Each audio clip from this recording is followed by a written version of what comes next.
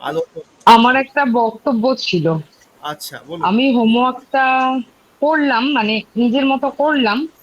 হ্যাঁ। আপনি ওই যে এক্সারসাইজ দিয়ে করতে বলেছিলেন, করলাম। হুম। সেটা ওই যিনি পাঠিয়েছিলেন তার সঙ্গে সেম টু প্রায় সেমই হচ্ছে, কোনো ডিফারেন্স পাইনি। কিন্তু সেটার থেকে বড় কথা হচ্ছে আমি না কথাগুলোর মানে বুঝতে পারিনি। ওই যে ওখানে নক্ষত্র, পায়া, জনি, এই যে কথাগুলো, এই কথাগুলো কিসের থেকে আসছে কিছু না বুঝে লিখবো, এই জন্য আমি আর গ্রুপে সেইভাবে পাঠালাম না। হ্যাঁ, ওই মানে টাস্কটা ব্যাপারটা আমার দেওয়াই কাছে খুব হয়েছিল।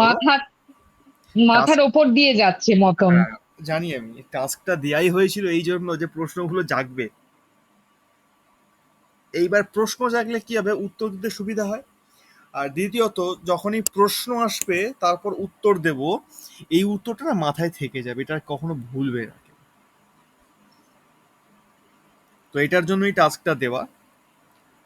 আহ, যাক, ঠিক আছে, ভালো লাগলো যে আপনি বললেন জিনিসগুলো কি কি আসলে ব্যাপারটা। তো দেখা যাক জিনিসগুলো কি।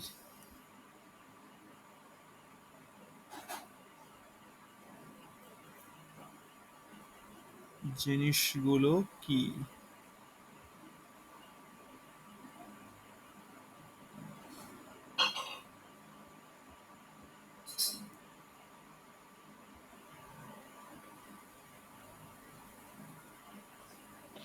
আর একটা বক্তব্য আছে, যেমন ধরুন এই যে এই চার্ট গুলো যে বেরোচ্ছে সেগুলোর মধ্যে একটা ইউরেনাস, নেপচুন, প্লুটো, হ্যাঁ, এই জাতীয় ওগুলোকে গ্রহ নক্ষত্র ওগুলোকে বেরোচ্ছে। ধরতে হবে না। এটাও ওগুলোকে ধরার আচ্ছা। দরকার নেই। ওগুলো আছে না, মহাকাশে ঘুরছে ইউরেনাস, নেপচুন, প্লুটো। তো যেহেতু হ্যাঁ, সফটওয়্যার, হ্যাঁ, হ্যাঁ। ওদের অবস্থানটা দিয়ে দিচ্ছে, কিন্তু বিচারে ওগুলো কোনো আচ্ছা, কাজে লাগে না আচ্ছা, আমাদের। আচ্ছা, বুঝতে পেরেছি, বুঝতে পেরেছি। হ্যাঁ, হ্যাঁ,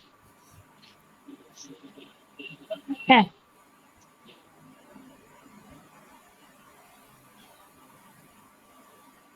আচ্ছা, তো যদি এই চার্টটা কি আমরা দেখি একটু।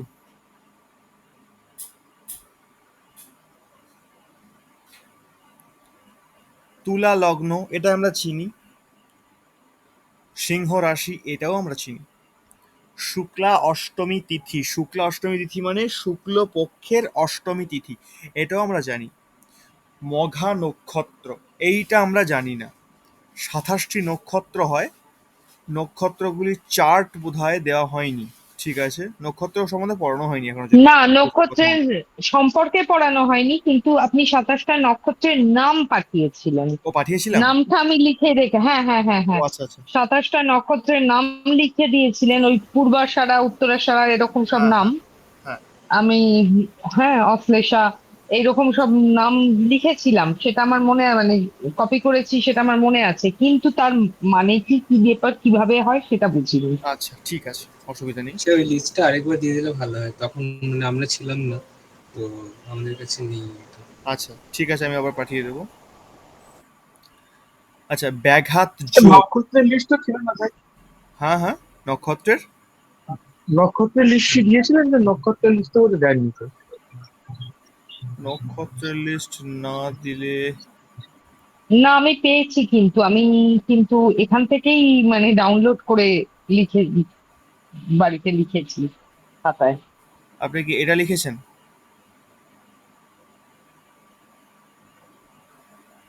এই লিস্টটা লিখেছেন কি?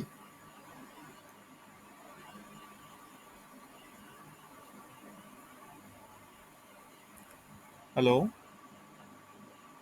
হ্যাঁ, এটাই পাঠিয়েছিলেন। আচ্ছা। এটাই পেয়েছিলাম, এটাই লিখেছি।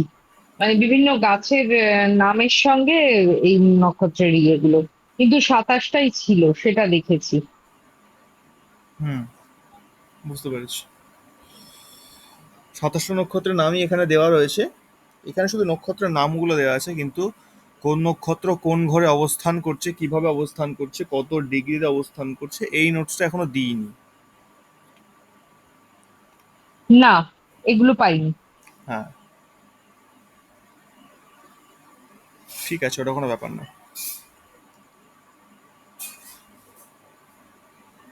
স্যার, নক্ষত্র 27টা হয় না 28টা?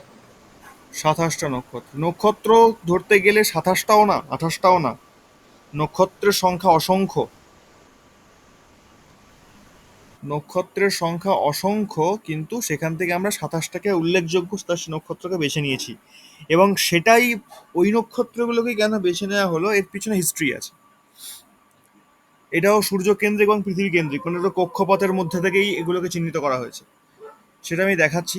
আমাকে জাস্ট একটু ২ মিনিট টাইম দিন, আমি একটু মিউট করছি ক্লাসটা, একটু। আচ্ছা, মানে এগুলো আদৌ আছে তো, নাকি আছে রাহু কেতুর মতো কাল্পনিক? টেলিস্কোপটা অর্ডার দিয়েছি, খুব শিগগিরই চলে আসবে, দেখাবো তখন। ঠিক আছে, দেখে আসবে একদিন।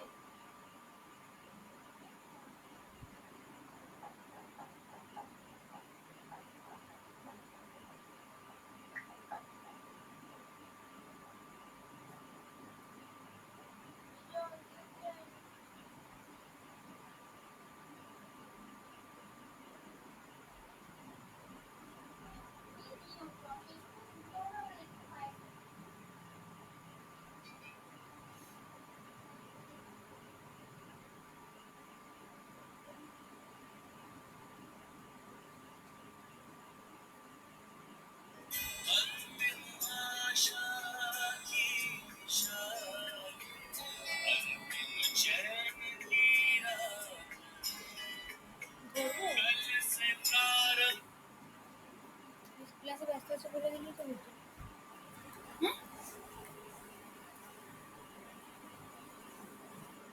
নমস্কার। নমস্কার, আমি সুধারম্ভ বাবুর সঙ্গে সকালেও কথা হয়েছে। একটা মেয়ে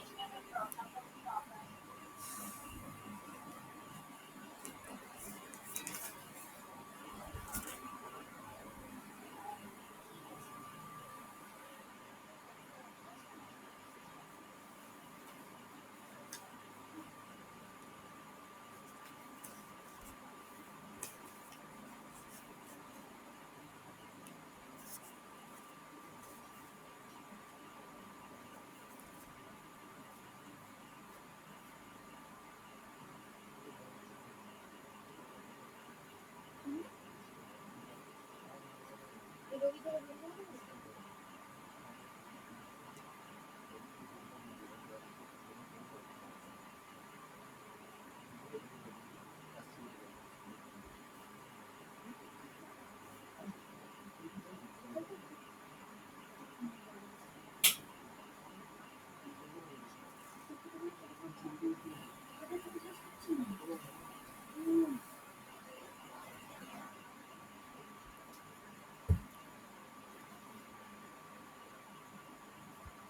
হ্যাঁ বলুন, কি বলছিলেন কেউ?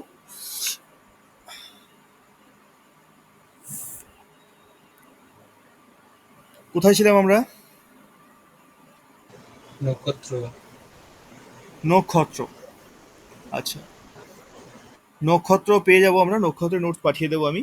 এখন গ্রুপে কিছু নোটস ঢুকবে, যেগুলো আমরা গ্রহদের সম্পর্কে জানবো, যেটা বলেছিলাম, গ্রহদের ক্যারেক্টার, গ্রহদের চরিত্র, এবং তার সঙ্গে সঙ্গে কোন গ্রহ কোন ঘরে থাকলে কি ফল দেয়, A to Z একসঙ্গে কিছুক্ষণের মধ্যে ঢুকবে, কেমন? এবার নক্ষত্রের যে বিষয়টি দেখাই, আমি দেখালে বোঝা যাবে।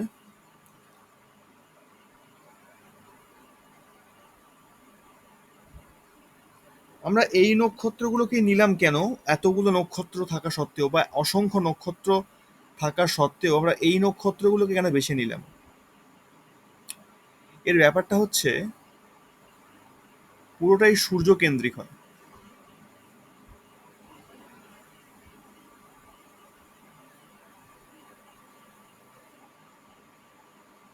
আমি এটাকে ধরলাম সূর্য, তো সূর্যকে এখন পৃথিবী প্রদক্ষিণ করছে।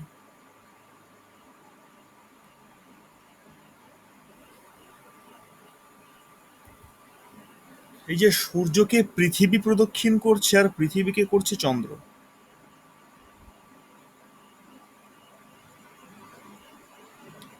পুরো খেলাটা এখানে রয়েছে, নক্ষত্রের পুরো খেলাটা। ২৭টি নক্ষত্রই কেন? এরও কারণ আছে। আর চন্দ্রের যে সার্কেলটা, সেটা অ্যারাউন্ড কোথাও না কোথাও 27 দিনের।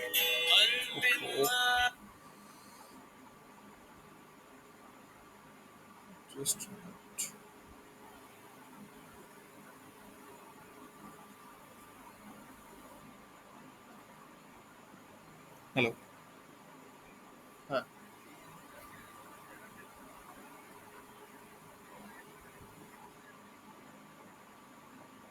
স্ক্যানারে স্ক্যানারে কিন্তু 2000 টাকার বেশি আসবে না।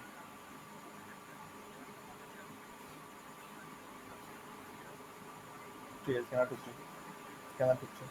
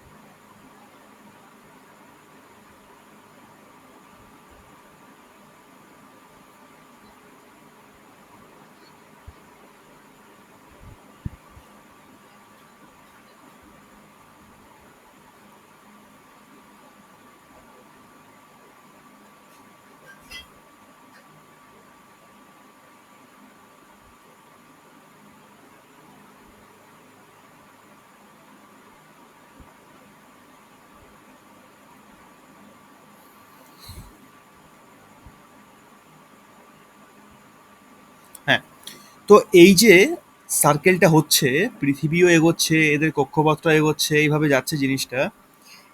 অ্যাকচুয়ালি যে নক্ষত্রের ব্যাপারটা, এই যে পৃথিবী সূর্যকে কেন্দ্র করে করে ঘুরছে না, এই চাঁদের যে কক্ষপথটা রয়েছে, এই কক্ষপথের মধ্যেই কিন্তু নক্ষত্রগুলোর অবস্থান। তো এই যে কক্ষপথে নক্ষত্রগুলোর অবস্থান রয়েছে, চন্দ্র কি করে?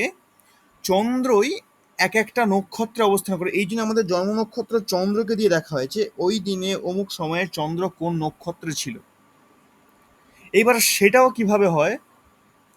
এই যে 12টি রাশি আছে, প্রত্যেকটা রাশিতে 3টে করে নক্ষত্র হয়। এবার 3টে করে যদি নক্ষত্র হয়, তো সেক্ষেত্রে 3 × 36টা নক্ষত্র হয়ে যাবে, তাই না? না, ব্যাপারটা এটা নয়। ব্যাপারটা হচ্ছে সলিডভাবে 2টো নক্ষত্র থাকেই এক একটা রাশিতে, কিন্তু 3 নাম্বার নক্ষত্রটা ভাগ হয়ে যায়। ভাগ বলতে, যেরকম দেখা গেল, যদি এই নক্ষত্রের চারটা আমরা খুলি, এখানে দেখতে পাবো অশ্বিনী, ভরণী, কৃত্তিকা। এই যে 3টে নক্ষত্র আছে, এই 3টে নক্ষত্র থাকবে কোন রাশিতে? না, মেষ রাশিতে। কিভাবে? না, অশ্বিনী নক্ষত্র পূর্ণ মাত্রায় থাকবে, ভরণী নক্ষত্র পূর্ণ মাত্রায় থাকবে কোথায়? না, মেষ রাশিতে। কিন্তু কৃত্তিকা নক্ষত্র যে আছে, কৃত্তিকা নক্ষত্র কিন্তু পুরোপুরিভাবে থাকবে না। হ্যালো, আচ্ছা ঠিক আছে, হ্যাঁ চলে এসছি, ঠিক আছে।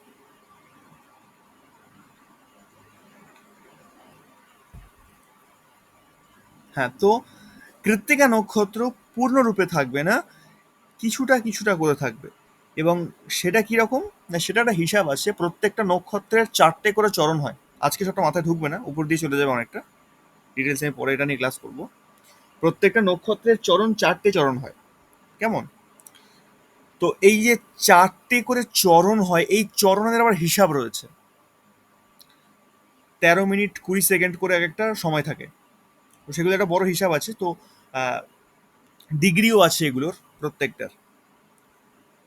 এই যে ডিগ্রিগুলো আছে, এই যে এদের মাপ রয়েছে, এই মাপ অনুযায়ী ওরা 30 ডিগ্রি কভার করে। 30 ডিগ্রি মানে কোনটা? না, একটা রাশি।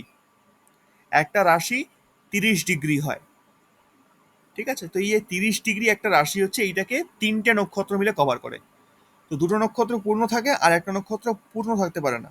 একটা নক্ষত্র ততটুকুই কভার করে যতটুকু 30 এক ডিগ্রি একটা কমপ্লিট হতে বাকি নক্ষত্রের আছে। ইয়েটা কত? মানে এক একটা নক্ষত্রের কভার করার এক একটা জায়গাটা কত নক্ষত্র বললেন? কভার করে 13 ডিগ্রি 20 মিনিট। ওকে।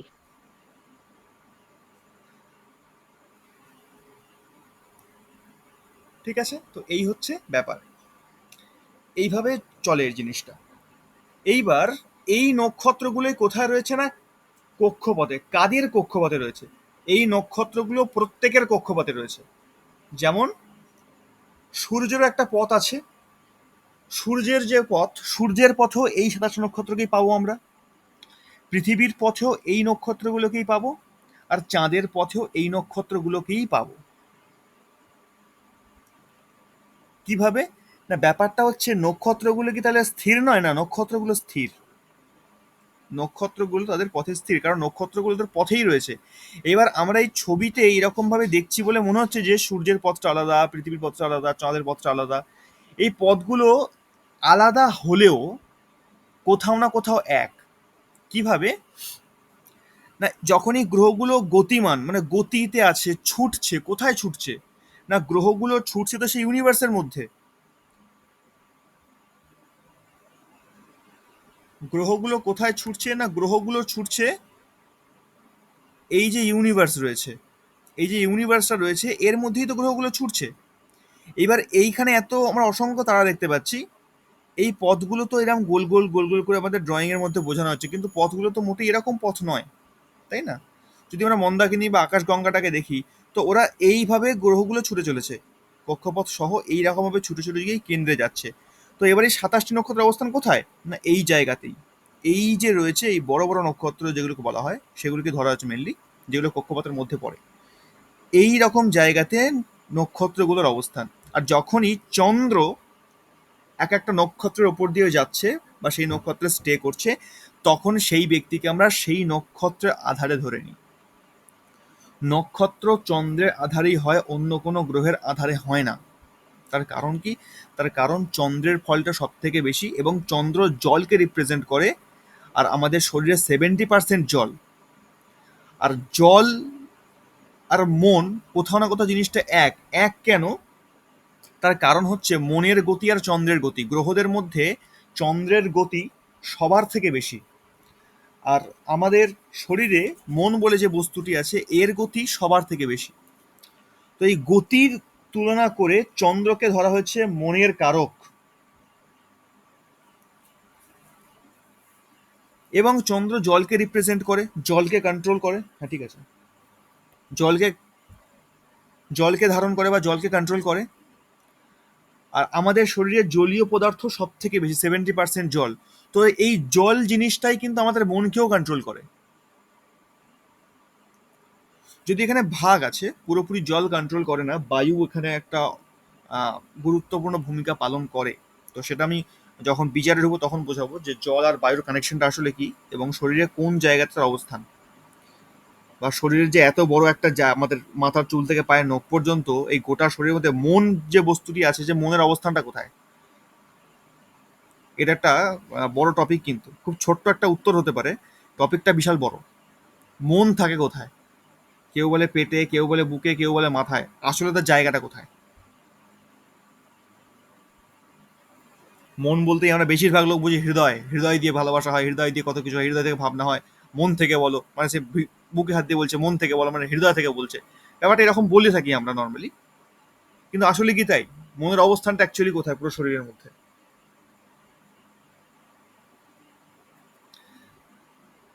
আর একটা উর্দুতে একটা কথা আছে, যে হিন্দিতে বেশি ইউজ হয় এটা, যে জিগার কা টুকরা বলি না আমরা, জিগার শব্দটা খুব বেশি ইউজ হয়। জিগার না, সরি ভুল বললাম, কলিজা। তো এই যে কলিজা বলা হয়, কলিজা আসলে কি? লিভারকে বলা হয় কলিজা।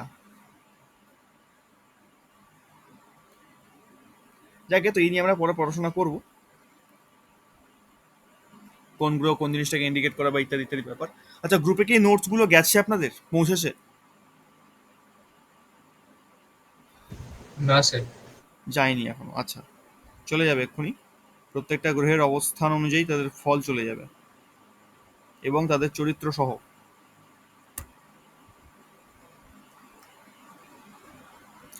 তো নক্ষত্রের আমরা গতিপথ বা নক্ষত্রের অবস্থান এই রকম জায়গা থেকে বুঝতে পারি, কারণ নক্ষত্রগুলো ফিক্সড। গ্রহগুলো গতিমান বা গ্রহগুলো চলমান অবস্থায় রয়েছে, তারা কেউ থেমে নেই। রাশি আর নক্ষত্র এই দুটো জিনিস একদম ফিক্সড, এদের কোনো চেঞ্জ হয় না। এরা যেখানে সেখানেই থাকে। এবার রাশির মধ্যে যে নক্ষত্রগুলো রয়েছে এদের খেলাটা কিরকম বা এদের বিচার পদ্ধতিটা কিরকম? ঠিক যেমন একটা ঘরে, একটা বেডরুমে বিভিন্ন রকমের আসবাবপত্র থাকে, খাট, বিছানা, চেয়ার, টেবিল, আলমারি, নানা রকম আসবাবপত্র থাকে, কেমন? তো এবার আমরা জানি কি রবি মেষে গেলে উচ্চস্থ হয়, খুব ভালো ফল দেয়। শুধু মেষে গেছে, উচ্চস্থ হয়েছে বলেই ভালো ফল দেবে এমনটা কিন্তু নয়। রবি কোথায় আছে না মেষ রাশিতে আছে, অর্থাৎ ওই ঘরটা ওর জন্য শুভ।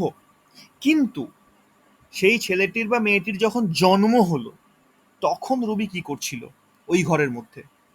সে ঘুমাচ্ছিল, সে বসেছিল, না খাচ্ছিল, না গল্প করছিল, না ফেসবুক করছিল, না গান শুনছিল, করছিলটা কি? এই জিনিসটা বোঝায় নক্ষত্র। কিভাবে না, নক্ষত্র হচ্ছে ওই বেডরুমে থাকা এক একটা ফার্নিচারের মতন। সেটাও আবার প্রশ্ন, নক্ষত্র মাত্র তিনটে, তিনটে নক্ষত্র আছে, তিনটে নক্ষত্রের মধ্যে ফিক্সড, নয় সেটা খাট হবে, নয় সেটা চেয়ার হবে, নয় টেবিল হবে, বা কিছু একটা হবে। এখান থেকে আমরা সেই জিনিসটা বুঝবো কি করে? ব্যাপার হচ্ছে এই যে নক্ষত্রে আবার চারটে চরণ হয়। তো রবি ওই মেষ রাশিতে আছে, কোন নক্ষত্রে আছে, কত নাম্বার চরণে আছে, কত নাম্বার চরণে আছে, এটাও একটা বিরাট গুরুত্বপূর্ণ ব্যাপার। যখন আমরা বিচার সূক্ষ্ম থেকে সূক্ষ্মতর দিকে এগিয়ে যাব তখন এই ছোট্ট ছোট্ট জিনিসগুলো কিন্তু আমাদের ভালো করে ধ্যান দিতে হবে এবং মনেও রাখতে হবে। জ্যোতিষে একটুখানি মুখস্থ করার বিষয় আছে, একটু পড়াশোনার বিষয় আছে, একটু রিসার্চের ব্যাপার আছে এখানে। বইয়ের মধ্যে আমরা ঠিক যেমন যেমন বিচার দেখছি সেই বিচার কিন্তু প্রত্যেকটা শখের ক্ষেত্রে অ্যাপ্লিকেবল নয়। বই পড়ে জ্যোতিষ শেখা যায় না। জ্যোতিষটা পুরোপুরি একটা ফিল্ড ওয়ার্ক বলতে পারি আমরা, প্র্যাকটিক্যাল করতে হবে। প্র্যাকটিক্যাল যত বেশি করব তত বেশি শিখব। একই যোগ, একই সময়ে জন্ম, একই সমস্ত কিছু, দুজনের একই যোগ রয়েছে, তারপরেও একজনের পথ অন্য, আর একজনের পথ অন্য কেন হয়? সবকিছু এক থাকা সত্ত্বেও। এজন্য পরাশর বলছেন উত্তম জ্যোতিষী সেই যে স্থান, কাল, পাত্র বিচার করে ফল বলে। অর্থাৎ আমাকে স্থান বিচার করতে হবে, আমাকে কাল অর্থাৎ সময়কে বিচার করতে হবে, এবং পাত্র যার বিচার করছি তাকেও বিচার করতে হবে। তারপর গিয়ে নিড ফলটা আসবে। কারণ একই সময় যদি একটা রাজার ছেলে জন্মায়, একটা ভিখারির ছেলে জন্মায়, দুজনের ছক তো সেমই হবে, কিন্তু রাজার ছেলেই তো রাজত্ব করবে। বাকি যে দরিদ্রের ছেলে জন্মালো সে তো রাজত্ব করতে পারবে না। তো তার ফলটা কি হবে? এরকম বহু প্রশ্ন জ্যোতিষের সাবজেক্টে আছে, উঠে আসে আমাদের সামনে। তো সেইগুলোর উত্তর আমাদের খুঁজতে হবে। তো এই জন্য স্থান, কাল, পাত্র একটা বড় জিনিস, বড় ম্যাটার। এটা বিচার না করে আমরা এগোতে পারবো না। নোট এসে গেছে স্যার, হ্যাঁ বলুন। বললাম নোটস এসে গেছে। নোটস এসে গেছে। আচ্ছা, নোটসগুলো একবার শুধু চোখ বুলিয়ে নিন, আমি পড়তে বলছি না এখন, চোখ বুলিয়ে নিন, এখন ক্লাসের মধ্যে পড়া ঠিক হবে না। ওখানে এই নোটসটা যেটা গেল এটা টোটালটাই আমাদের খাতায় নোট হয়ে যাবে।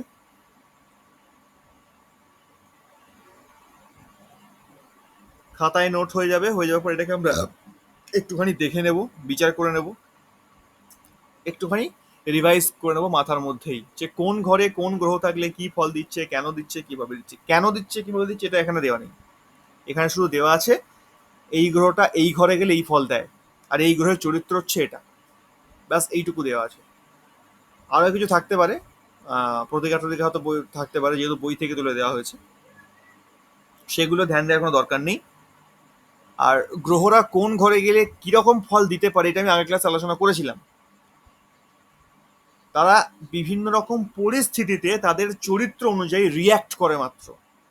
এটা হলো মূল কারণ যে এক একটা ঘরে গিয়ে এক একটা ফল দেওয়ার। ঠিক আছে, এইবার গ্রহদের জুতি আছে। এবার পরের ইয়েতে আমি নোটসে আমি জুতিগুলো পাঠাবো, যে যখন এক একটা ঘরে একাধিক গ্রহ থাকে তখন কি ফল হয়। দেখা গেল একটা ঘরে দুটো গ্রহ আছে, তিনটে গ্রহ, চারটে গ্রহ, এতগুলো গ্রহ আছে, তখন ফলটা কি হয়। এই জুতিগুলোর নোটস আমি দিয়ে দেবো।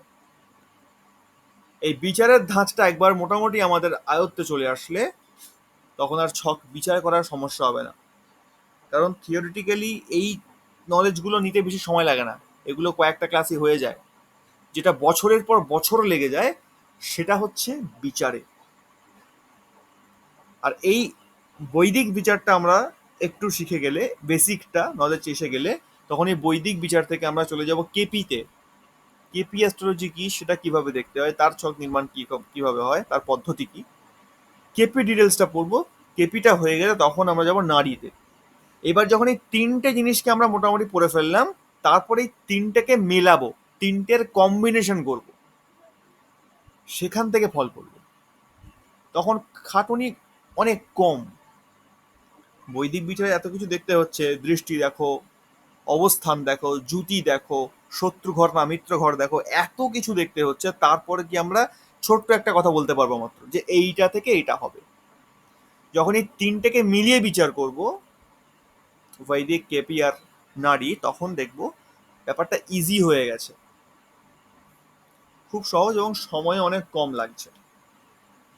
এইটা একটা বড় জায়গা কেপি আর নারীর।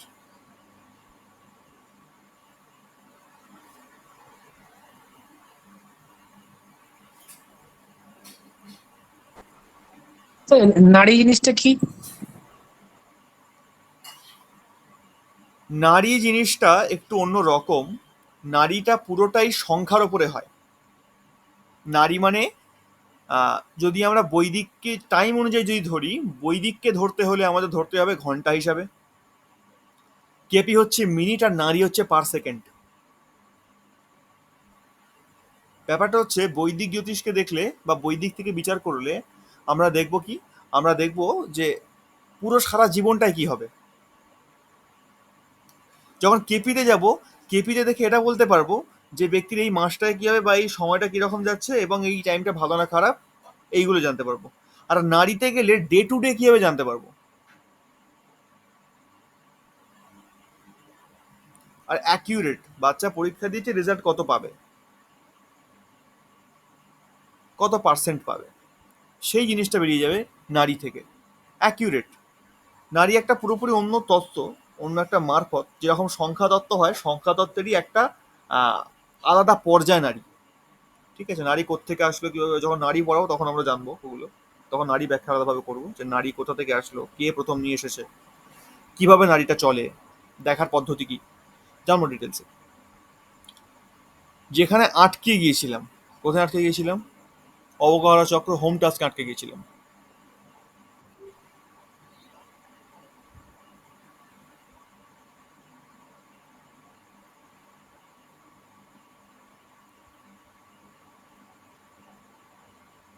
আচ্ছা, এইখানে আটকে গিয়েছিলাম তো।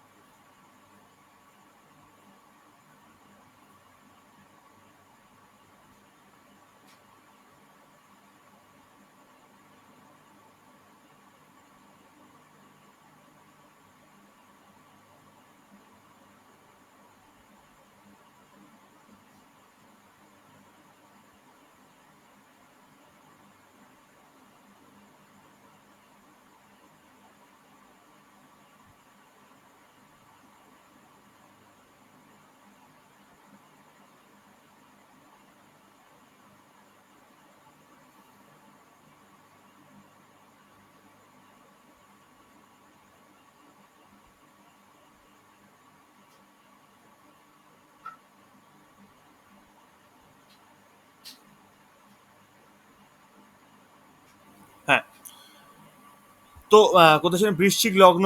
লগ্ন আমরা জানি, লগ্ন কি, রাশি জানি, শুক্ল পক্ষের দ্বাদশী তিথি। ঠিক আছে, দ্বাদশী তিথি, একটু আগে অন্য কিছু দেখলাম, ওটা আগে।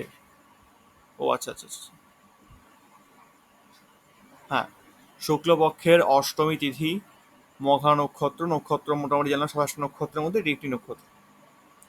ব্যাঘাত যোগ, জ্যোতিষে এরকম যোগ আছে, প্রায় 27 প্রকারের মতন যোগ রয়েছে। তো সেই যোগগুলো কি কি, তাদের নাম আমি পাঠিয়ে দেবো। যোগগুলো কখন হয় বা যোগগুলো কিভাবে হয়, কাকে কেন্দ্র করে হয়, এর একটা বড় ক্লাস থাকবে।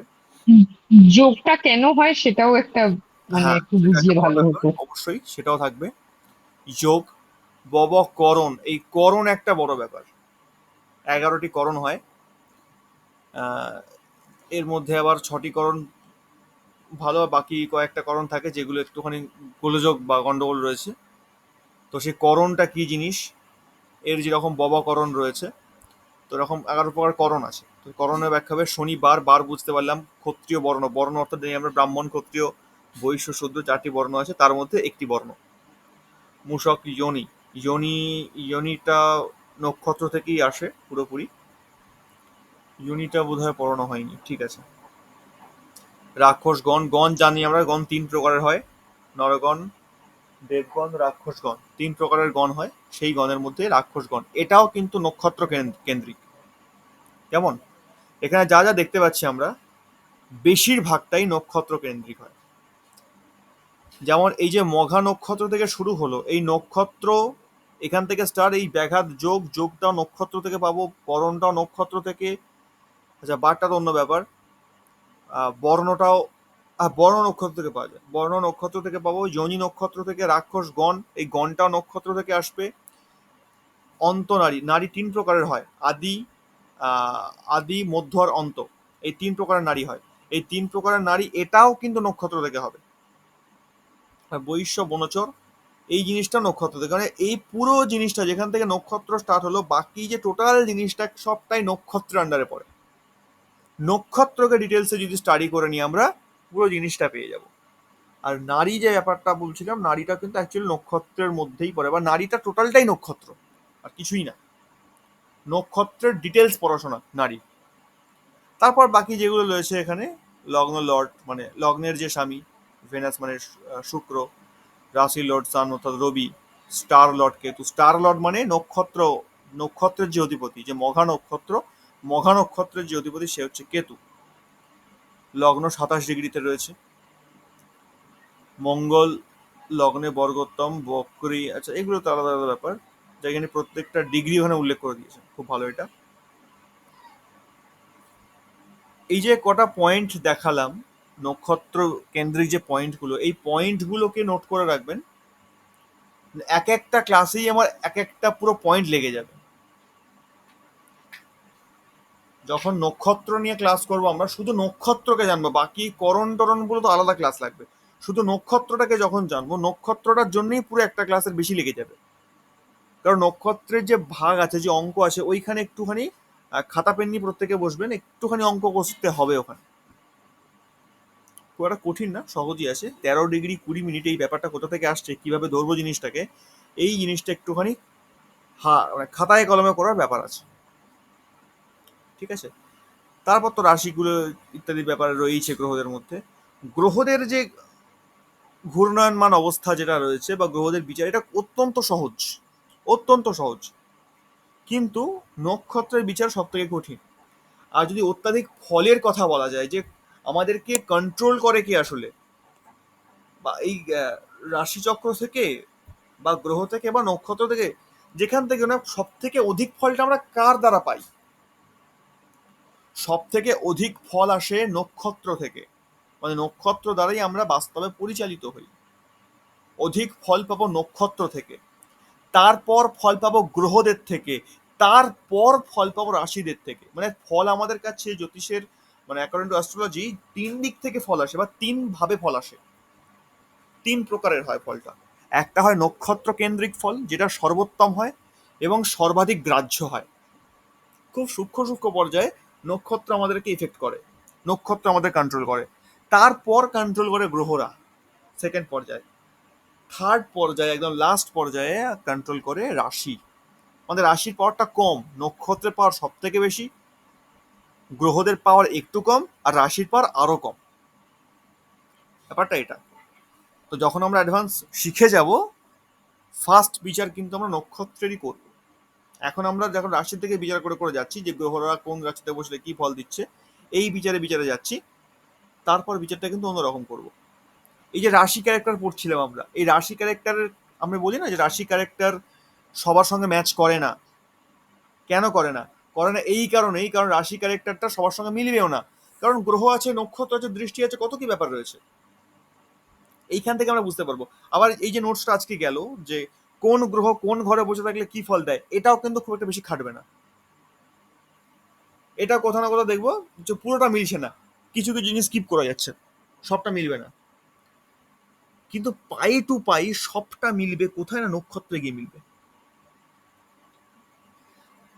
আর সেই নক্ষত্র থেকে যখন ধীরে ধীরে ধীরে ধীরে গ্রহ, সেখান থেকে ধীরে ধীরে আমরা গ্রহতে ফিরবো, তখন দেখবো জিনিসটা পুরোপুরি ম্যাচিং হচ্ছে, অ্যাকিউরেট আসছে, এবং টাইম টু টাইম। কিন্তু যেটা একটা সাবধান বার্তা, আমরা পুরোপুরি শিখে যাব, ভালোভাবেই শিখবো। যখন আমরা বিচার করব অন্যের, তখন এটা অনুরোধ মনে করলে অনুরোধ, বা আদেশ মনে করলে আদেশ, যা খুশি। যখন অন্যের বিচার করব, তখন কিন্তু আমরা যদি দেখতেও পাই এটা শিওর একদম ঘটবেই তার সঙ্গে, সেটা খারাপ হোক বা ভালো, যাই হোক না কেন, আমরা সঙ্গে দেখতে পাচ্ছি এটা হবেই, এটা ঘটবেই, সে যতই কাছের হোক বা যতই দূরের হোক, সম্পর্ক থাক বা না থাক, তাকে কিন্তু আমরা সেটা জোর দিয়ে কখনোই বলবো না, ভালো বা খারাপ যাই ফল হোক না কেন, জোর দিয়ে কখনো বলবো না যে এটা হবেই, এটা হতেই হবে, বা এটা হচ্ছেই। আমাদের ভাষায় প্রত্যেকটা জিনিস আমরা জানি বা না জানি, যাই বলবো সেটা সম্ভাব্য। এটা হতে পারে, ওটা হতে পারে, এটা হওয়ার চান্স আছে, এটা হওয়ার চান্স নেই, এইভাবে কথা বলবো। আমরা কখনোই শিওরিটি দেব না।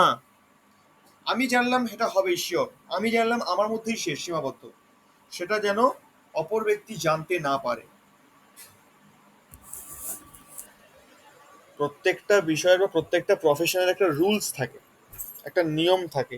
এটা হচ্ছে এই প্রফেশনের রুলস বা নিয়ম। কারণ যখন কোনো ব্যক্তি তার ভবিষ্যৎ জেনে যাবে, যদি খুব ভালো হয়, এক তো সে কাজ করা বন্ধ করে দেবে, সে তার নিজের কর্মটাই করবে না। আর দ্বিতীয়ত, যদি খুব খারাপ কিছু ঘটে বা সেটা শোনে সামনে, আগে থেকে জানতে পারলো যে আমার জীবনে অমুক সময়টা খুব খারাপ আছে, বা আমার অনেক কিছু ঘটে যেতে পারে, তো সেই সিচুয়েশনটা আসার আগেই, সেটা ঘটার আগেই সে শেষ হয়ে যাবে। তো মানুষের উপকার করতে গিয়ে কোথাও না কোথাও আমাদের দ্বারাই তাদের ক্ষতি হয়ে যেতে পারে। এই জন্য কোনো মতেই আমরা বলবো না যে এটা একদম শিওর হবেই আপনার সঙ্গে, না, বলবো সম্ভাব্য। প্রত্যেকটা জিনিস আমাদের থাকবে সম্ভাব্য, শিওর থাকলেও সম্ভাব্য।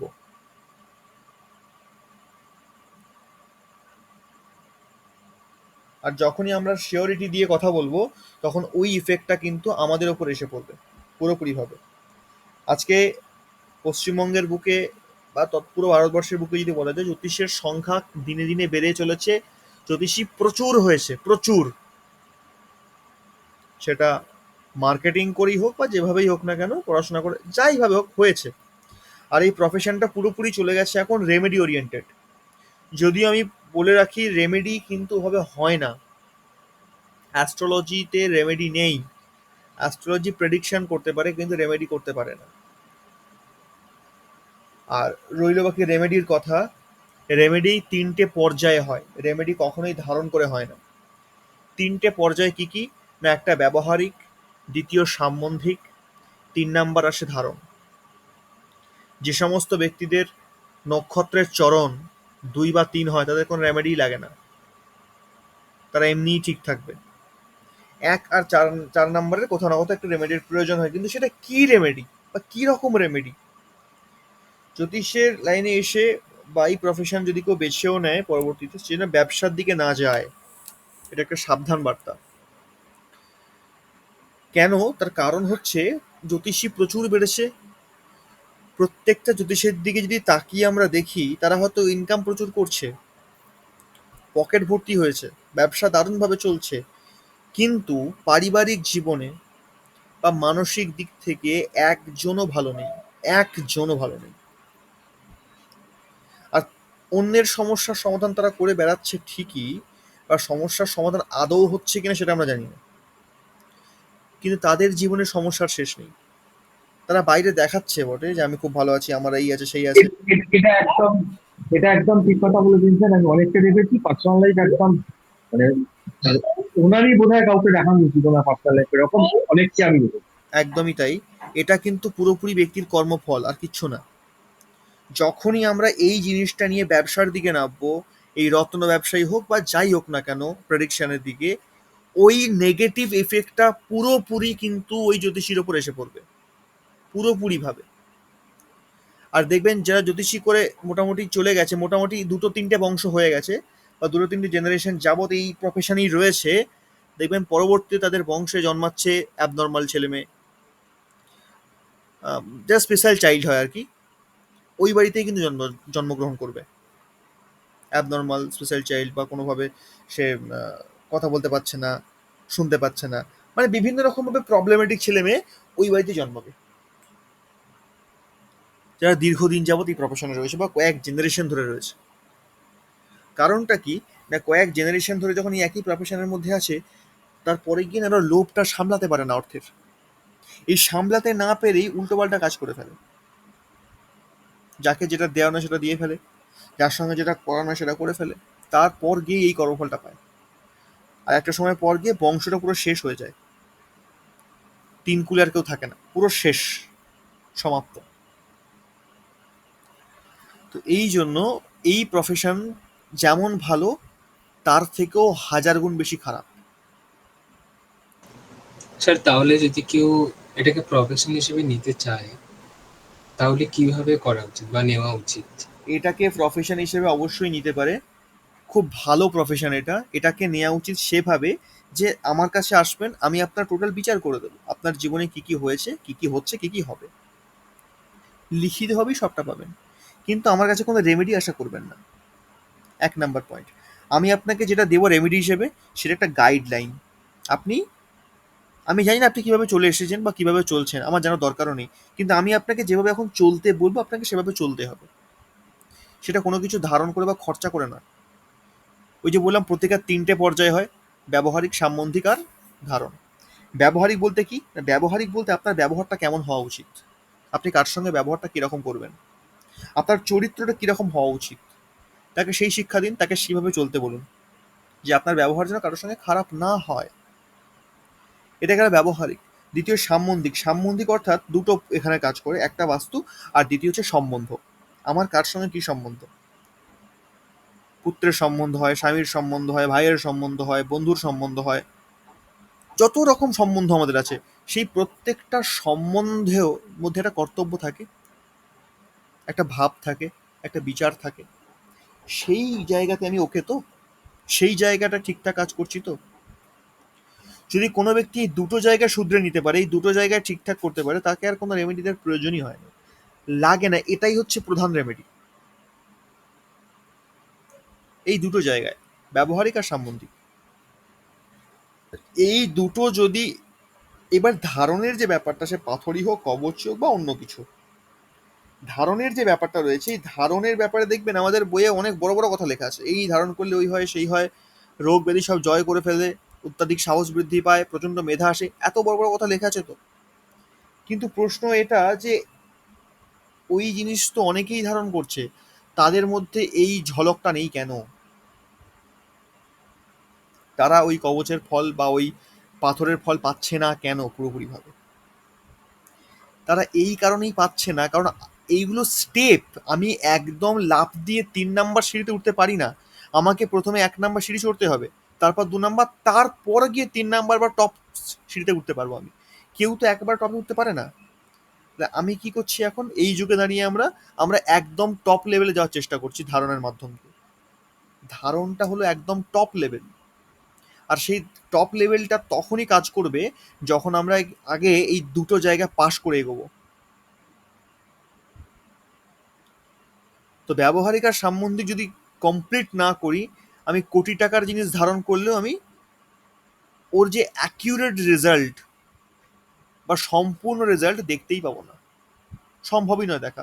ওটা একটা নর্মাল রত্ন হয়েই থেকে যাবে, যে আমাকে দিয়েছিল অমুক জ্যোতিষী, এত টাকা দাম নিয়েছে, এত রতির জিনিস আমি পরে আছি, খুব সুন্দর দেখতে লাগছে। হ্যাঁ, ওই দেখতেই সুন্দর লাগবে, এক্স্যাক্টলি যে কাজটা ওটার সেটা কিন্তু ও দেখাতে পারবে না, কারণ আগের দুটো স্টেপ ইনকমপ্লিট।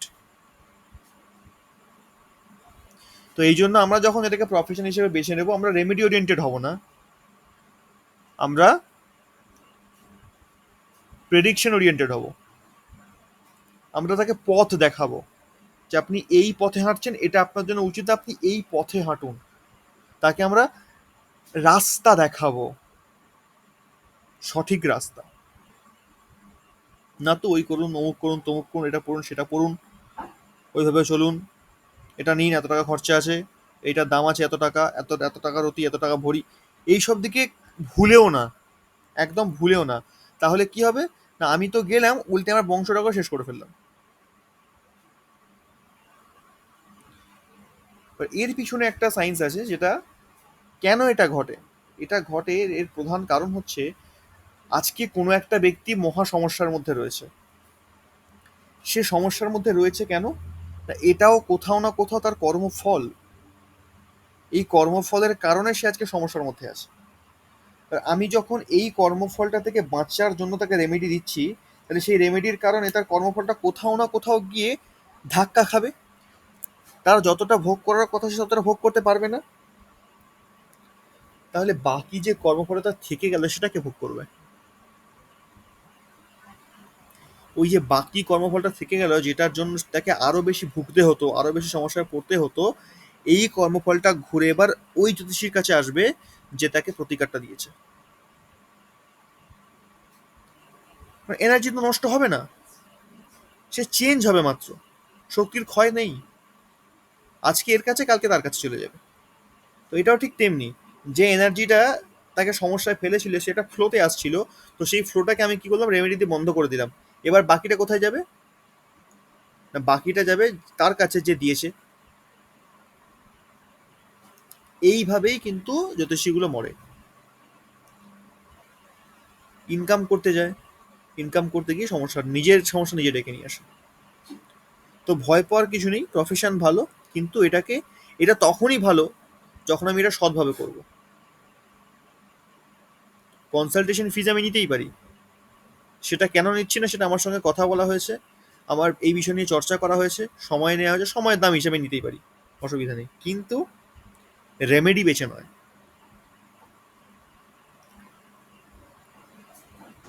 এমন হয়েছে কনসালটেশন ফিজটাও একটা লিমিটের মধ্যে অবশ্যই রাখা লিমিটের উচিত। মধ্যে, অবশ্যই লিমিটের মধ্যে। যে ব্যক্তির যেমন যোগ্যতা সে সেরকম ফিজ নেবে। এবার অনেকে রাখে প্রচন্ড হাই ফিজ রাখে, এর কারণও আছে। হাই ফিজ রাখার একটাই কারণ, যাতে লোক কম আসে তার কাছে, কারণ তারা চায় না যে আমার কাছে এই বিষয় নিয়ে লোক আসুক, বেশি আমার সময় নষ্ট করুক। এর জন্য তারা ফিজটা হাই রাখে।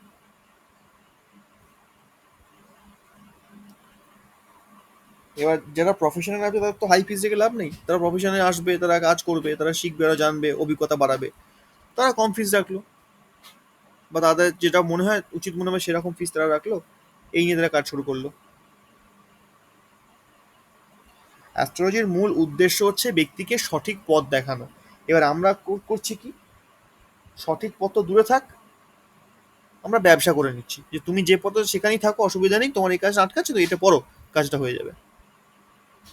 সে ব্যক্তি দেখলোই না সে সঠিক পথে আছে কি ভুল পথে আছে। এইটা হচ্ছে সব থেকে বড় অপরাধ।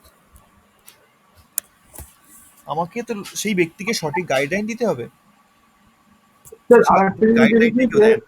মানে যা জিজ্ঞেস করছে জজমান, যা জিজ্ঞেস করে সে সেটাই বলছে, হ্যাঁ হ্যাঁ হয়ে যাবে, হ্যাঁ হ্যাঁ হয়ে যাবে, হয়তো হ্যাঁ, হওয়ার উপায় নেই, হ্যাঁ হয়ে যাবে। এইগুলো তো সব থেকে বড় ক্ষতিকর জায়গা না। আর এই কারণের জন্যই আজকে এদের মান সম্মান দিন দিন দিন দিন নিচের দিকে নামছে। এরা আজকে ফ্রড বলে পরিচিত। এদেরকে এই লোক বলে ফ্রড, ভণ্ড, কাজ পাই তাই এই প্রফেশনে চলে এসেছে। মানে যত রকম চিফ কথাবার্তা হয় এদেরকেই বলে। কেন বলে? এরা এরকম কাজ করছে তাই এদেরকে বলে। পড়াশোনা করেনি তাই বলে। সায়েন্সটাকে কখনো জানতেই চায়নি তাই বলে। এদের উদ্দেশ্য একটাই, ব্যবসা করা। আজকে ম্যাক্সিমাম জ্যোতিষী, মানে 99% বলা যেতে পারে, এই প্রফেশনে যারা শিখেছে বা যারা শিখছে নতুন করে, এদের উদ্দেশ্য একটাই, আমি এই প্রফেশন করে ব্যবসা করব, রেমেডি বেচবো, আমার কিছুদিনের মধ্যে বিরাট অর্থ হয়ে যাবে, আমি একটা মানে সেই লাইফ লিড করব। উদ্দেশ্যই এটা।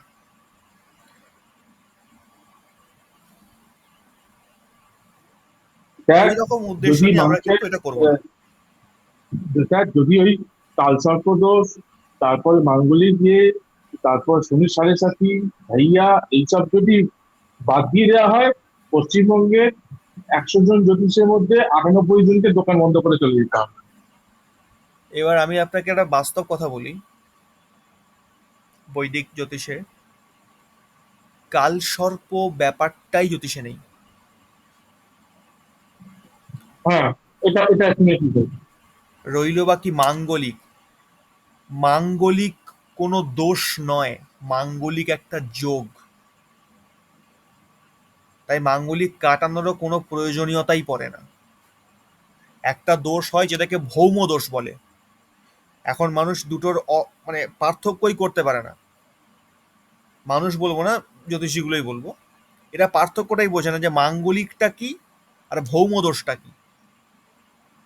মাঙ্গলিক তো শুভ শব্দ, ভালো শব্দ, তাহলে মাঙ্গলিক কখনো খারাপ হতে পারে? যখন বাড়িতে কোনো শুভ কাজ আমরা কি বলি, মাঙ্গলিক কর্ম বলি না? মাঙ্গলিক কর্ম হচ্ছে, আর এখানে বলি দি মাঙ্গলিক দোষ আছে। মাঙ্গলিক কখনো দোষ কি করে হতে পারে? শব্দটাই যেখানে মাঙ্গলিক। তাই মাঙ্গলিকটা কোনো দোষ নয়, মাঙ্গলিকটা একটা যোগ, যেটা ভালো, খারাপ নয় সেটা। কিন্তু সেটাই এখন হয়ে গেছে খারাপ, ওখান থেকেই চলছে একটা বড় ব্যবসা। তো কালসর্প ব্যাপারটাও নেই, মাঙ্গলিক ব্যাপারটাও নেই। এরকম আরো অনেক ভুয়ো ব্যাপার আছে জ্যোতিষে, যেটা খুব ট্রেন্ডে আছে এখন বর্তমানে, খুব চলে, কিন্তু ব্যাপারগুলো আসলে এক্সিস্টই করে না। একটা ব্যবসার মাধ্যমে চলছে এটা।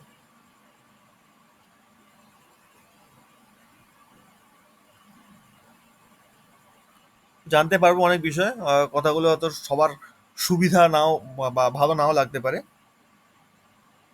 কিন্তু আমার রীতি এটা, যে যেটা করব ভালো করে করব, সঠিকভাবে করব, সঠিক জেনে করব। এমনি এমনি আমরা কিছু করব না। আর আমি চাইবো না যে আপনারা আমাদের এই সংস্থান থেকে বেরোচ্ছেন সঠিক জেনে বেরোন, শুধুমাত্র ব্যবসা করার জন্য নয়। আর ব্যবসার উপদেশ আমি একদমই দেবো না কাউকে, এটা আমাদের এখান থেকে স্ট্রিক্টলি বারণ, এই প্রফেশনে বিশেষ করে।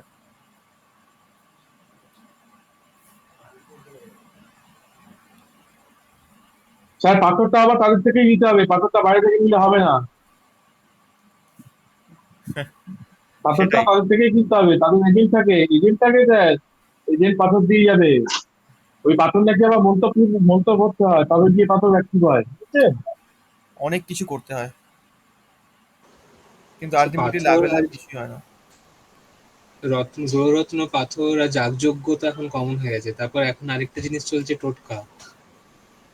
না, পূজা ব্যাপারটা অন্য জিনিস, স্যার করতেই একটা পারে। হোম করবে, হোমের সাইজগুলোকে সব স্টোর করে রেখে দেয়।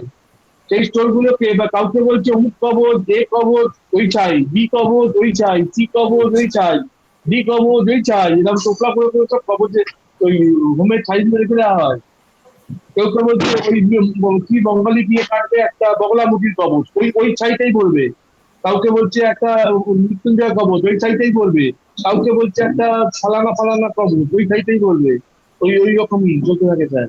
এগুলো আমার জানা পুরো একদম। তার আবার এটাই রেটও ব্যাপার। আছে, এক একটা যজ্ঞের এক একটা মানে কবচের এক একটা রেট আছে। এটা এখন পুরোপুরি ব্যবসায় রূপান্তরিত হয়ে গেছে, তো এইদিকে আমরা যাব না, কাউকে রেকমেন্ডও করবো না এইসব বিষয়ে।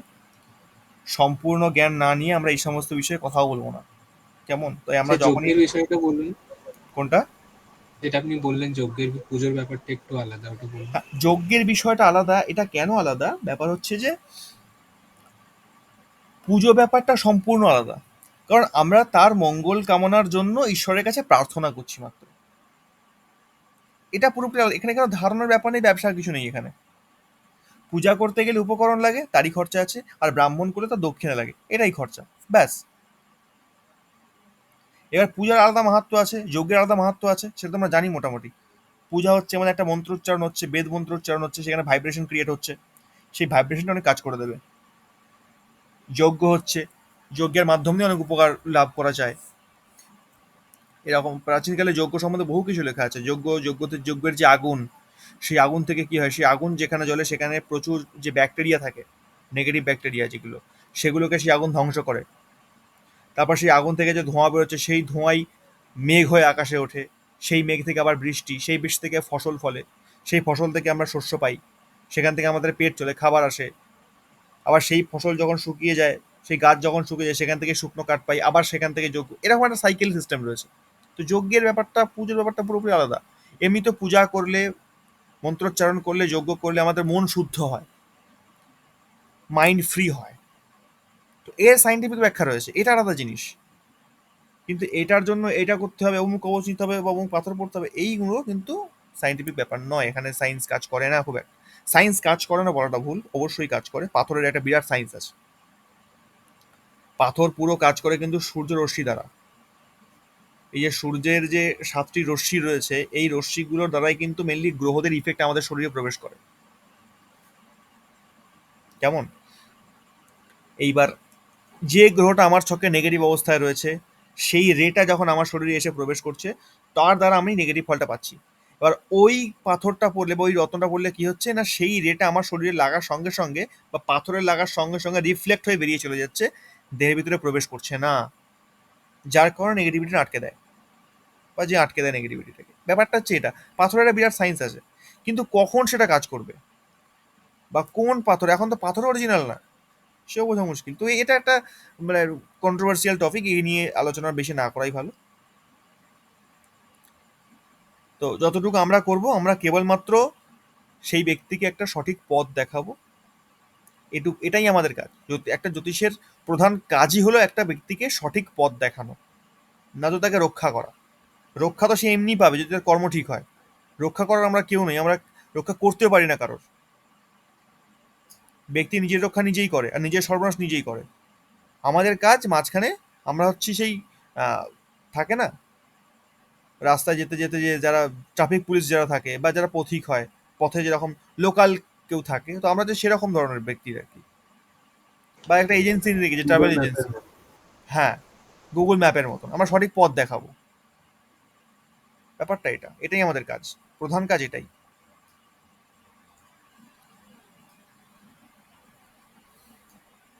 যাকে প্রচুর জ্ঞান দিয়ে দিয়েছি আজকে। আচ্ছা, আর একটা আমি কথা শুনলাম আর কি, যে মানে জ্যোতিষীদের উপর নাকি পার্বতী আর লক্ষ্মীর কোনো অভিশাপ আছে, এটা কি আপনার জানা আছে? জ্যোতিষীদের ওপরে না, ওটা আছে ব্রাহ্মণদের ওপরে। একটা দেবী লক্ষ্মীর একটা অভিশাপ আছে। ওটা একটা বিরাট কাহিনী আছে, ওটা দু রকম ভাবে পাওয়া যায়। একটা কাহিনী পাওয়া যায় যেটা ভৃগু যে ভগবান বিষ্ণুর পক্ষে পা দিয়ে আঘাত করেছিল, তখন একটা অভিশাপ দেবী লক্ষ্মী দিয়েছিল, এইটা একটা কাহিনী পাওয়া যায়। আর একটা কাহিনী পরবর্তীতে আসে, যেটা পৃথিবীতেই ঘটে। তো আলোচনা হবে, এই নিয়েও আলোচনা হবে, চিন্তা নেই। ওটা জ্যোতিষীদের ওপরে না, ব্রাহ্মণদের ওপরে। আচ্ছা, জ্যোতিষীদের উপর কোনো তাহলে অভিশাপ নেই? না, জ্যোতিষীদের উপর অভিশাপ নেই বলা ভুল। জ্যোতিষীদের উপর অভিশাপ আছে, সেটা দেবী সরস্বতীর অভিশাপ আছে, সেটা একটা অন্য কাহিনী আছে। আচ্ছা, কতক্ষণ অব্দি যেন ঠিক বলবে, তারপর থেকে আর ঠিক বলতে পারবে না, হ্যাঁ, এরকম একটা ব্যাপার শুনেছিলাম। একদম প্রথম 15 মিনিট যে হ্যাঁ, জ্যোতিষী হোক না কেন, প্রথম 15 মিনিট যে কথাগুলো বলবে সেটা সত্যি কথা বলবে। তারপর যে কথাগুলো বলবে সেটা সব সত্যি নাও হতে পারে। এইটা একটা অভিশাপ আছে। স্যার তার মানে কারো কনসালটেন্সি করার সময় 15 মিনিটই টাইম দেবো, তারপর আর দেবো না, বলবো এরপরে এগুলো গ্যারান্টি আমি দিচ্ছি না। হ্যাঁ, একদম।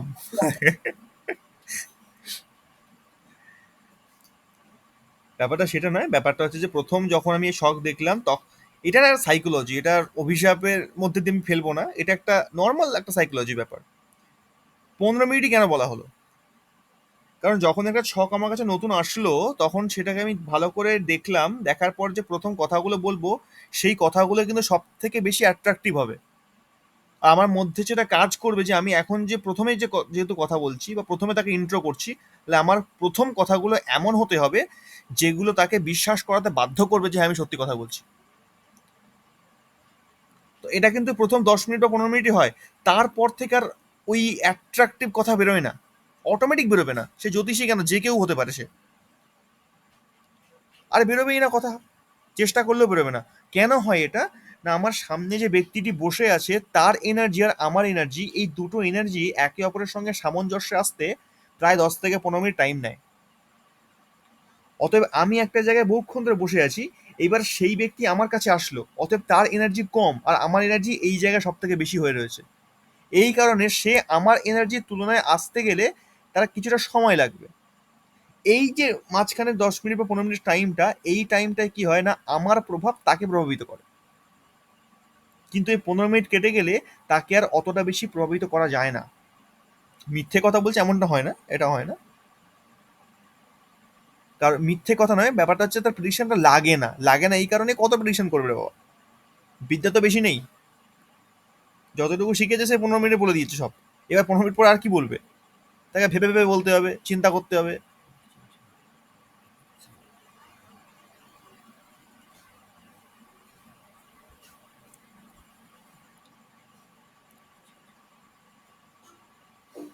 এইটা ব্যাপার তো। ঠিক আছে, তাহলে নেক্সট ক্লাসে আমরা অবকহরা চক্রের পুরো বিবরণটা পড়বো, তার সঙ্গে সঙ্গে নক্ষত্র টপিকটা 2-3টে ক্লাস হয়ে গেল, হবে হবে হবে হবে করে পেন্ডিংই থেকে যাচ্ছে। আচ্ছা, আজকের যে নোটসগুলো পাঠানো হলো গ্রুপে, ওটা কি মোটামুটি চোখ বুলিয়ে দেখা হচ্ছে সবাই? চোখ বুলিয়ে দেখেছেন কি গেছে? হ্যাঁ, দেখলাম। এগুলো একটু জিস্ট মানে জট ডাউন করে লিখতে হবে, একদম লিখলে বোঝা যাবে। একদম, ওটা লিখে নেবেন ঠিকভাবে। আর নেক্সট উইকে আমি নক্ষত্রটা ধরবই একদম, ঠিক আছে? ওটা আমাকে একটুখানি মনিটর স্যার আগে থেকে একটু ইনফর্ম করে দেবেন। হ্যাঁ স্যার, কারণ লিখে আজকেই নিচ্ছি। আমি ধরতাম, আজকে আমি পিপিটিটা খুঁজে পাচ্ছি না, আমার কাছে পেন ড্রাইভটা নেই আজকে। স্যার হ্যাঁ, সকালেই ওটা বুঝলেই মনে হয় অনেকটা বেটার হবে। একদম।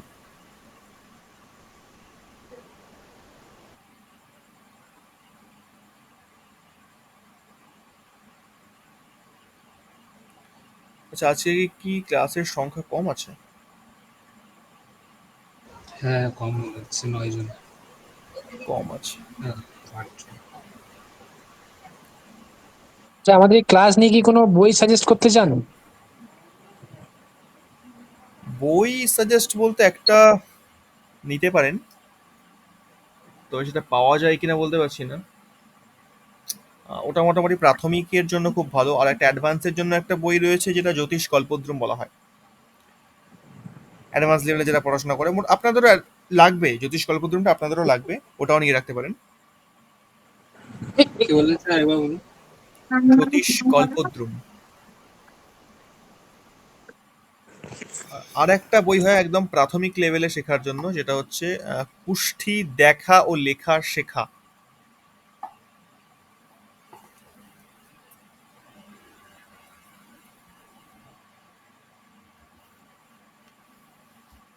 এইটা একদম প্রাথমিক, এটা যারা বিগিনার প্রাথমিক শিখছেন তাদের জন্য খুব উপকারী। এটা খুব সহজ ভাষায় লেখা আছে।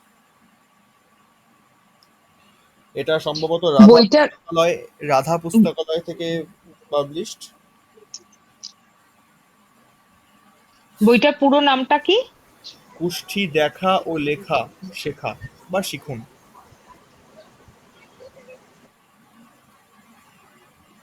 স্যার অ্যাডভান্সটা একবার বলুন। জ্যোতিষ কল্পদ্রুম।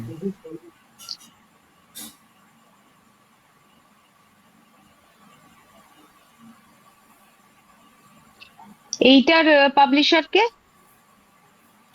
জ্যোতিষ কল্পদ্রুমটার পাবলিশার্সটা আমার ঠিক মনে নেই, ওটা আমাকে দেখতে হবে একবার। সংস্কৃত পুস্তক পুস্তক ভান্ডার কি করে? কোনটা? অনলাইনে কি পাওয়া যেতে পারে? অনলাইন? অনলাইনে পাবো? হ্যাঁ, অনলাইনে পেয়ে যাবেন। জ্যোতিষ কল্পদ্রুম বোধহয় সংস্কৃত পুস্তক ভান্ডারে পাওয়া যাবে। হ্যাঁ, সংস্কৃত পুস্তক খণ্ডে পেয়ে যাবার তো কথা।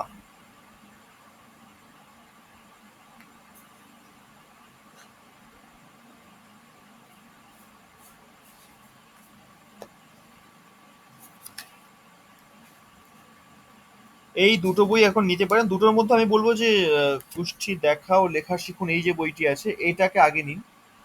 এটা আগে প্রয়োজন। কল্পদ্রুমটা একটু অ্যাডভান্স লেভেলের পড়াশোনা আছে, ওখানে বিচারের অনেক ঘাঁজ আছে, তো সেটা এখন পড়ে বুঝতে পারবেন না। কল্পদ্রুমটা হিন্দি ভার্সন না? হ্যাঁ, কল্পদ্রুমটা হিন্দি ভার্সন না? কল্পদ্রুমটা হিন্দি লেখা, হিন্দি ভাষায় মনে হয় না লেখা। না, বাংলায় আছে। বাংলা আছে? হ্যাঁ, তাহলে দুটো আমার বই মনে বললাম, নেই। দুটো বই বাংলায় পেয়ে যাবেন।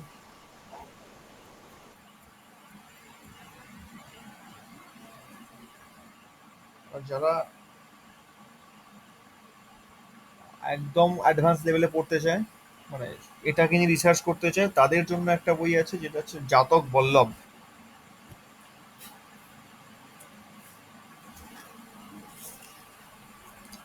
জ্যোতিষ কল্পদ্রুমটা আছে তারা লাইব্রেরি, হ্যাঁ।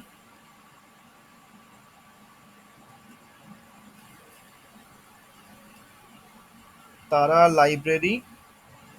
আর এটা সম্পাদন করেছেন শ্রী বিভূতিভূষণ জ্যোতির্রঞ্জন।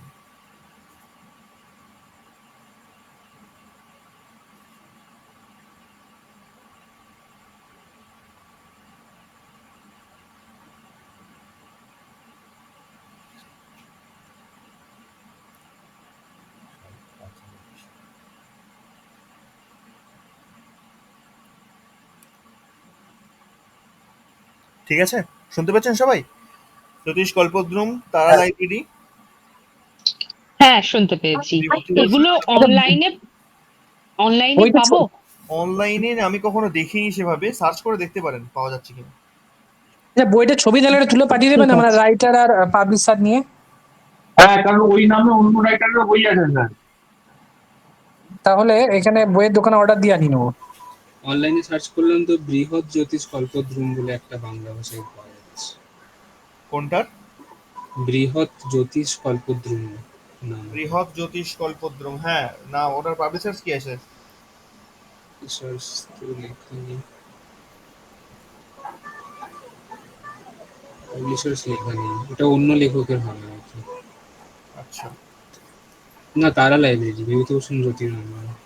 হ্যাঁ, ওটাই ওটাই ওটাই। আচ্ছা আচ্ছা। আপনি স্যার একটু ওপরের কাভারটার ফটো আর ওই মানে যেখানে পাবলিশার টাবলিশার লেখা আছে ওই ফটোটা পাঠালে সঠিকটা কিনতে সুবিধা স্যার, হবে। গ্রুপে ঠিক আছে, আমি দিলাম পাঠিয়ে দেবো, একবার, পাঠিয়ে দেবো। একবার দেখুন তো স্যার এটাই কিনা।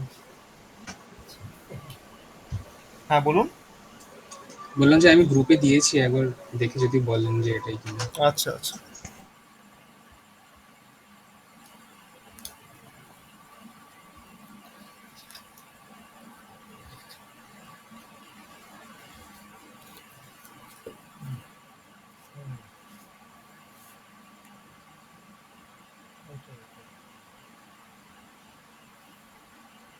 হ্যাঁ, এটাই এটাই, একদম একদম ঠিক আছে, এটাই।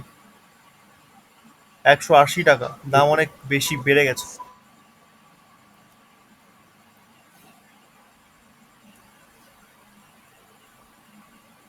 আমার বইটা ফেলাচ্ছে 85 টাকা। 180 মানে অনেক বেড়ে গেছে আগের থেকে। জ্যোতিষ বাড়ছে না, লোকে জ্যোতিষ চর্চা করতে পারে, এই জন্য দামও দিয়ে দিচ্ছে। হ্যাঁ, একদম। এই বইটা একদম ঠিক আছে, এটা অর্ডার দিয়ে দিন, পেয়ে যাবেন। আচ্ছা স্যার, অর্ডার দিয়ে দিচ্ছি।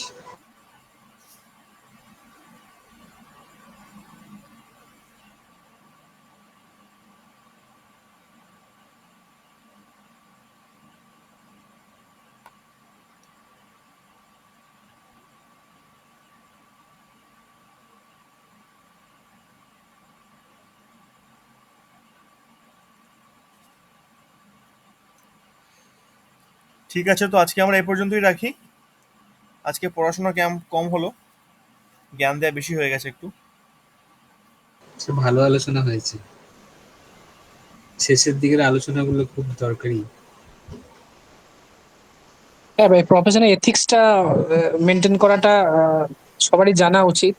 তো সেই জিনিস নিয়ে ভালোই লাগলো। যেগুলো বললেন খুবই গুরুত্বপূর্ণ। আহ, এবং আরেকটা ব্যাপার যে আমাদের এই পশ্চিমবঙ্গের বাইরে অন্যান্য জ্যোতিষী যারা, তারা নিজের ফিসটা অনেক বেশি রাখে, কিন্তু তারা কোনো রকম এই রেমিডির দিকে যায় না, মানে ব্যবহারিক জীবনে অনেক চেঞ্জেস করতে বলে বা শাস্ত্রগত অনেক কিছু বলে। তো আপনার সাথে সেটা ম্যাচ করলো, সেটা আরো ভালো লাগলো। না, এটাই সিস্টেম, এভাবেই চলতে হয়।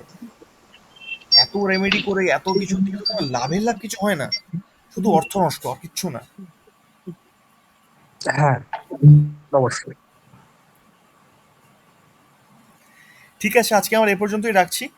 আবার নেক্সট ক্লাসে দেখা হবে। নেক্সট ক্লাসে খাতা পেন আর একটুখানি মাইন্ড ফ্রি করে আসবেন, একটু অঙ্ক করতে হবে, ঠিক আছে? ঠিক আছে। একদম। আজকের জন্য এই পর্যন্তই আমরা রাখলাম। শুভরাত্রি।